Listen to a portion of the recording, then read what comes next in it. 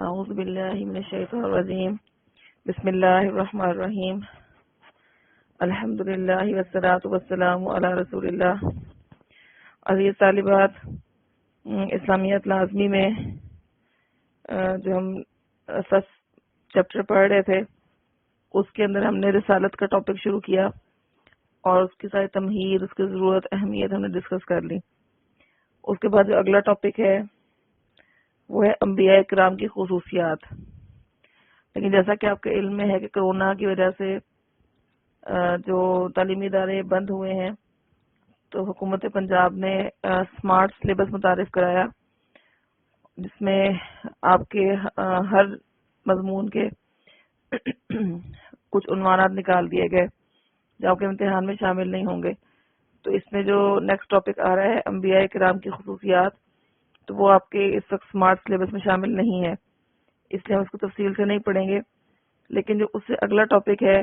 رسالت محمدی صلی اللہ علیہ وآلہ وسلم اور اس کی خصوصیات، تو ان دونوں میں آپ تھوڑا سا فرق سمجھنے کے لیے یہ دیکھ لیں کہ انبیاء کرام کی جو خصوصیات ہیں وہ ان کے مشن کے حوالے سے ہیں،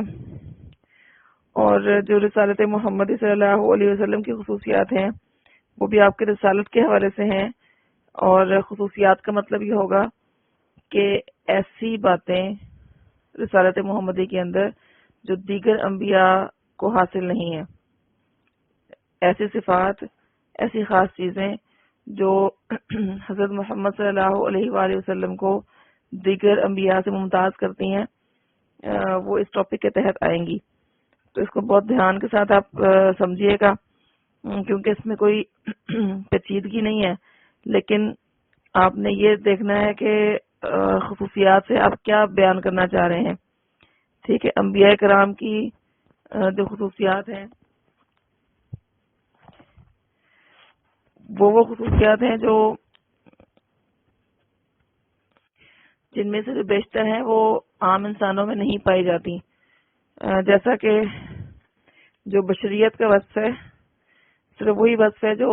عام انسانوں میں، انبیاء میں کامن ہے۔ باقی ساری وہ خاص چیزیں ہیں جو باقی انسانوں میں نہیں پائی جاتی لیکن انبیاء میں پائی جاتی ہیں۔ اس طرح مزید آگے چلیں تو حضرت محمد صلی اللہ علیہ وسلم کے جو ہم خصوصیات پڑھیں گے رسالت کی، وہ خصوصیات ہیں جو باقی انبیاء میں نہیں پائی جاتی لیکن نبی اکرم صلی اللہ علیہ وسلم کو وہ عطا کی گئی ہیں۔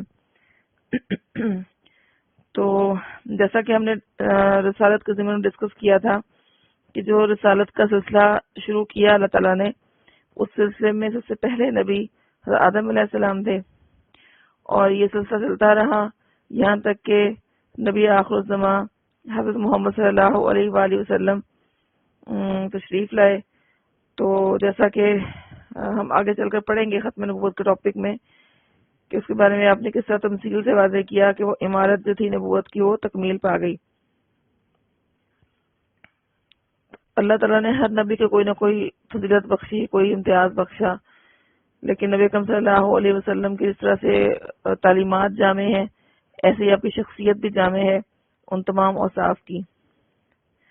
تو ہم اب دیکھتے ہیں فردن فردن کہ یہ چیزیں یاد رکھیں کہ ہم آپ کی شخصی چیزیں نہیں دیکھ رہے، اس میں محمد صلی اللہ علیہ وسلم کی خصوصیات ہم نہیں پڑھنے جا رہے، ہم رسالت محمدی کی خصوصیات پڑھنے جا رہے ہیں صلی اللہ علیہ وسلم۔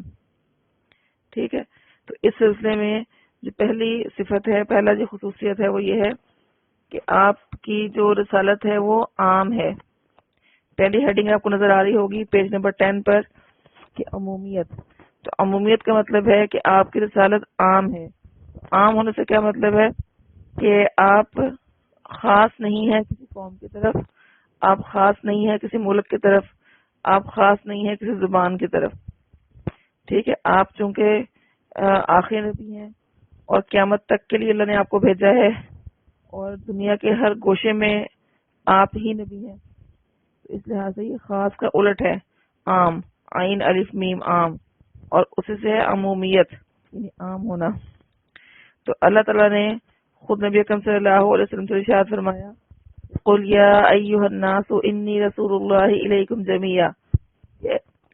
آپ فرما دیجئے کہ اے لوگو میں تم سب کی طرف اللہ کا رسول ہوں۔ تو یہ اس وقت کے لوگوں سے بھی خطاب تھا اور آج بھی اور قیامت تک کے آنے والے تمام انسانوں کے لیے یہی خطاب ہے کہ سب کی طرف اب جو رسول ہیں وہ حضرت محمد صلی اللہ علیہ وآلہ وسلم ہے۔ پھر دوسری چیز جو اس حوالے سے خاصیت ہے رسالت محمدی کی، وہ ہے پہلی شریعتوں کا نسخ، یعنی پہلے شریعتوں کو منسوخ کر دینا۔ اب اس معاملے میں تھوڑی سی اس بات کو کلیئر کر لیں کہ ایک چیز تو ہے کہ کسی سابقہ جو آسمانی مذاہب ہیں ان کی کسی چیز کو ایز اٹ از اسلام کے نبی اس کو ایکسپٹ کر لیا، اسلام نے برقرار رکھا اس کو، تو وہ ہم سابقہ آسمانی مذہب کا حکم سمجھ کر اس کو فالو نہیں کر رہے ہوتے، بلکہ اپنے دین اسلام کا حکم سمجھ کے فالو کرتے ہیں۔ تو اصل یہ ہے کہ جب حضرت محمد صلی اللہ علیہ وسلم تشریف لے آئے تو آپ کے تشریف لانے سے عیسائیت، یہودیت اور بھی جتنے مذاہب موجود تھے ان سب مذاہب کی جو طریقہ کار تھے سب کا سب اللہ کے ہاں کل عدم قرار پائے۔ صرف اور صرف جو شریعت محمدی ہے وہی اب لیٹسٹ اللہ کی طرف سے طریقہ کار ہے جو اللہ تعالیٰ قبول فرمائے گا۔ اور اللہ تعالیٰ نے اس بات کو وضاحت سے بیان فرما دیا سورۃ آل عمران میں کہ وَمَن يَبْتَغِ غَيْرَ الْإِسْلَامِ دِينًا فَلَن يُقْبَلَ مِنْهُ، کہ اور جو کوئی اسلام کے سوا کوئی اور دین تلاش کرے گا وہ اس سے ہرگز قبول نہیں کیا جائے گا۔ اچھا، اس میں یہ بات سمجھ لیں کہ جیسے کچھ احکامات ایسے ہیں جو اللہ تعالیٰ نے تورات میں نازل کیے اور پھر وہی ایز اٹ از اسلام میں بھی رہے۔ مثلا کوئی قصاص لینا ہو کسی کا، کسی کی ناک کاٹ دی ہے تو اس کی ناک کاٹی جائے گی، کسی نے کسی کا دان توڑ دیا اس کا دان توڑا جائے گا، ٹھیک ہے۔ اب یہ قصاص کا حکم بھی جو مذکور ہے قرآن مجید میں وہ تورات کے حوالے سے ہے، لیکن چونکہ نبی اکرم صلی اللہ علیہ وسلم نے خود اس کو نافذ فرمایا اور خود اس کی تاکید فرمائی، تو اب وہ ہم تورات میں حکم ہونے کی وجہ سے نہیں عمل کر رہے، بلکہ ہمارے دین اسلام کا جو آخری دین ہے، آخری نبی کا سکھایا ہوا طریقہ ہے، اس کے مطابق عمل کرتے ہیں، نہ یہ کہ ہم تورات میں اس کے ذکر ہونے کی وجہ سے۔ ایسے ہی جو رجم کی سزا تھی کہ شادی شدہ مرد و عورت اگر زنا کریں تو انہیں سنسار کیا جائے، یہ تورات میں موجود سزا تھی اور اتنی معروف تھی آسمانی مذہب کے لحاظ سے کہ کوئی اس میں شک و شبہ کسی کو نہیں تھا، اور اسی لیے نبی اکرم صلی اللہ علیہ وسلم نے اسی حکم کو اسلام کے اندر نافذ فرمایا، اور اسلام کے نام لینے والے لوگوں میں اگر کوئی شہادتوں سے تو خیر اس وقت نہیں ثابت ہوا جنہوں نے اقرار کیا جن لوگوں نے اپنے اس عمل کا، تو آپ نے ان کو سنسار کروایا اور ثابت کیا کہ یہ اللہ کا حکم ہے۔ تو اگرچہ اس کو ذکر میں قرآن میں نہیں ملتا، لیکن یہ کہ اللہ کے رسول کی یہ اتھارٹی تھی کہ اللہ تعالیٰ نے خود آپ کو یہ تفویض کیا تھا اختیار کہ آپ حلال چیزوں کو پاک چیزوں کو حلال کرتے ہیں اور ناپاک چیزوں کو حرام کرتے ہیں، تو اللہ تعالیٰ نے خود آپ کو یہ اختیار دیا تھا حلال و حرام کے تعین کا۔ تو یہ سزا جو تھی یہ اللہ نے آپ پر وحی کی، وحی خفی میں جو قرآن میں نہیں ہے، جیسے احادیث ہیں باقی بھی ساری، اور پھر آپ نے اس کو نافذ فرمایا۔ تو یہ کہنے کا مقصد یہ ہے کہ اگر کسی پچھلی شریعت کا کوئی حکم ہمیں اسلام کے اندر ملتا ہے تو اس کا مطلب یہ نہیں کہ ہم اس شریعت کو فالو کریں، ہم فالو شریعت محمدی کو ہی کرتے ہیں،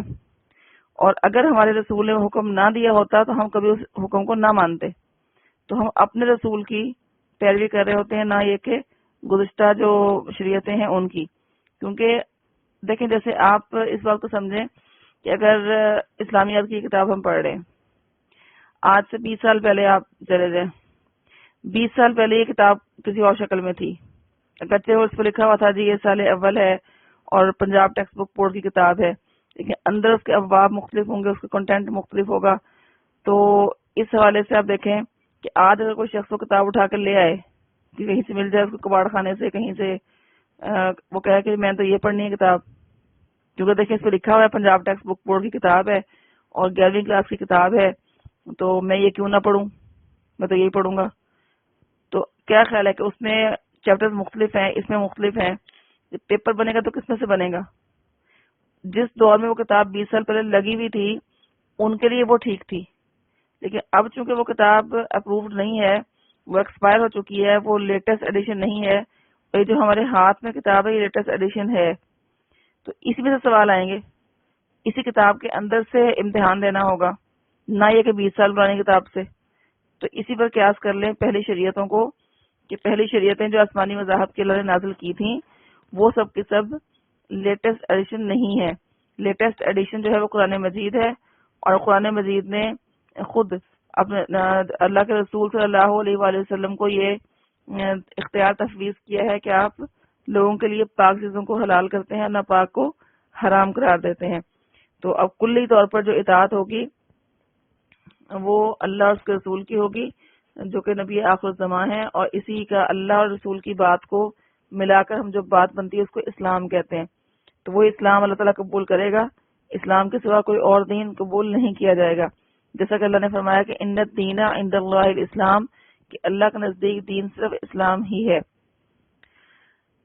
تیسری خصوصیت جو حضرت محمد صلی اللہ علیہ وسلم کی رسالت کو ممتاز کرتی ہے باقی انبیاء کے رسالت سے، وہ ہے کاملیت. کاملیت اس لحاظ سے ہے کہ جتنے بھی پہلے انبیاء تشریف لائے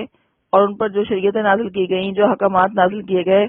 وہ چونکہ ایک خاص دور کے لیے تھے، ایک خاص قسم کے علاقے کے لیے تھے، خاص قسم کے قوم کے لیے تھے، خاص زبان بولنے والوں کے لیے تھے، تو وہ انہی کے لیے کافی تھے. وہ کامل نہیں تھے کہ وہ قیامت تک کے لیے کفایت کر جائیں. تو اللہ نے چونکہ اپنے نبی حضرت محمد صلی اللہ علیہ وسلم کو آخر الزمان بنایا، خاتم النبیین بنایا، اور ان کے اوپر وہ کتاب نازل کی جو کہ قیامت تک کے لیے انسانیت کو کفایت کرے گی، تو دین کو کامل کر دیا. دین میں کوئی چیز ادھوری نہیں چھوڑی، ہر چیز جو انسانوں سے متعلق ہو سکتی تھی قیامت تک کے لیے ان سب کو کس نہ کس لحاظ سے ایڈریس کیا ہے. اس کے اصول، اس کے ضوابط موجود ہیں، اور اس کی تفصیلات جو ہیں وہ کچھ اللہ کے نبی نے سکھا دی ہیں، اور کچھ اللہ تعالیٰ نے اس کو اجتہاد کے راستے کے لیے جو علماء امت ہے ان کے لیے چھوڑ دیا ہے. تو الیوم اکملت لکم دینکم واتممت علیکم نعمتی ورضیت لکم الاسلام دینا. تو اللہ نے اس دین کے کامل ہونے کی جو گواہی دی ہے کہ الیوم اکملت لکم دینکم، آج میں نے تمہارے لیے تمہارا دین مکمل کر دیا، واتممت علیکم نعمتی، اور میں نے اپنی نعمت تم پر تمام کر دی، ورضیت لکم الاسلام دینا، اور میں نے تمہارے لیے اسلام کو دین کی حیثیت سے پسند کر لیا. تو اس دین کے اندر اب کوئی بھی کمی نہیں ہے. ٹھیک ہے، اگر میں لگتا نا فلاں مسئلہ موجود نہیں ہے قرآن میں فلاں حدیث میں، تو اس کے اصول موجود ہیں، اور ان اصولوں کی روشنی میں جو علماء امت ہیں وہ استنباط کر کے فتویٰ دیتے ہیں. یہ اتھارٹی بھی اللہ نے خود انہیں دی ہے. اللہ نے فرمایا کہ فاسألوا اہل الذکر ان کنتم لا تعلمون، جو اہل ذکر ہیں، علم والے ہیں، ان سے پوچھ لو اگر تمہیں علم نہ ہو. چوتھی چیز جو آپ کی رسالت کی خاص خصوصیت ہے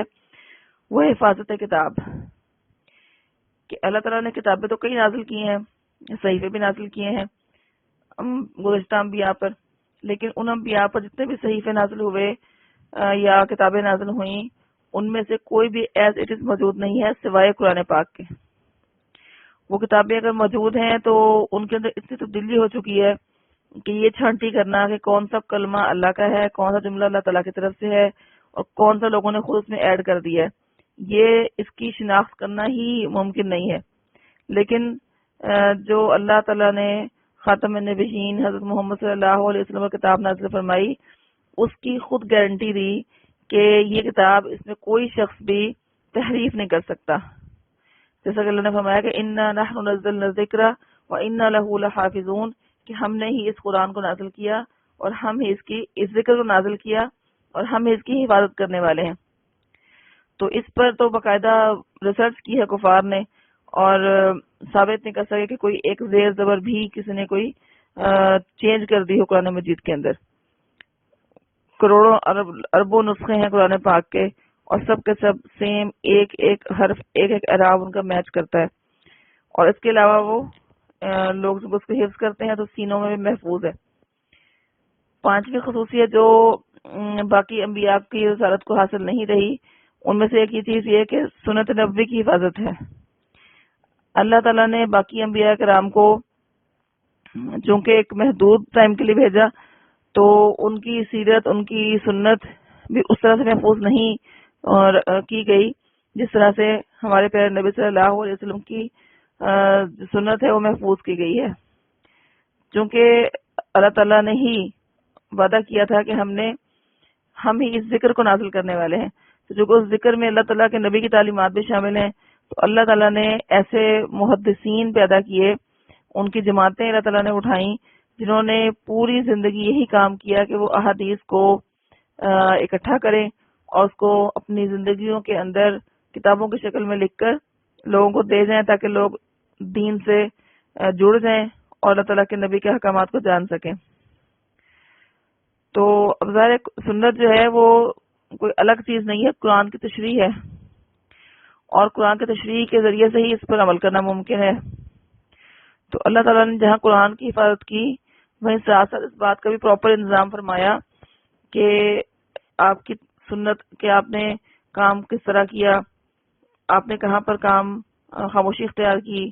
ٹھیک ہے، آپ کہاں پر آپ نے کیا چیز فرمائی، ٹھیک ہے نا. آپ کی ہر طرح کی حدیث قولی، حدیث فعلی اور حدیث تقریری، ان سب میں آپ کے جو ریکارڈ تھا پوری زندگی کا، خاص طور پر نبوت کے بعد کی، تو وہ سارا ریکارڈ اہل ایمان نے مرتب کیا. اور کوئی مثال نہیں ملتی گزشتہ تاریخ کے اندر کہ کسی اور انسان کی، کسی اور بشر کی، وہ کتنا ہی عظیم لیڈر کیوں نہ ہو، اس طرح کے اقوال و افعال کی پوری فہرست بنا لی جائے الفاظ کے تعین کے ساتھ.